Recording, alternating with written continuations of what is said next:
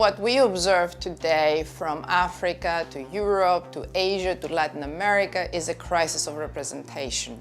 And what we observe is very often people turning to extreme political solutions or even populist movements, and that can lead to further violence and political instability. Therefore, we try to understand what's the best way to build institutions that actually can recognize these needs and voices, and therefore become more inclusive and more resilient in the face of challenges. Part of my study was to go to West Point. West Point is a community of ex-combatants in the fringes of Monrovia, where people live in conditions of squalor and actually is extremely densely populated. You can hardly walk on the street between the different houses and businesses and people. So very intense conditions.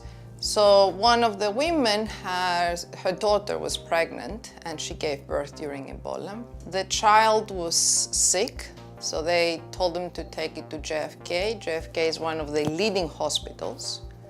And when they arrived at JFK, they asked them to see their card, and immediately they realized they were from West Point. And at that point refused treatment because the West Point people were responsible for spreading Ebola. So this is a typical example of a woman who comes from a marginalized community and basically her grandchild cannot get basic health care.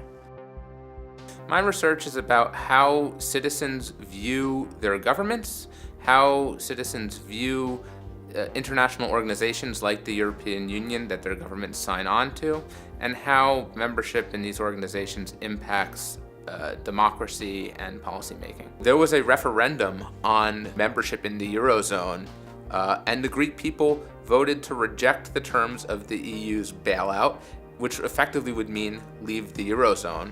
And it turned out that the Greek government was unable to act on that referendum. The Greek government called the referendum, the citizens voted, and then they were unable to do anything about it because the government then subsequently realized that leaving the Eurozone, leaving the euro currency would be even worse. And so here's a case where citizens decided on a particular policy outcome, and it turned out that they weren't able to listen to the citizens.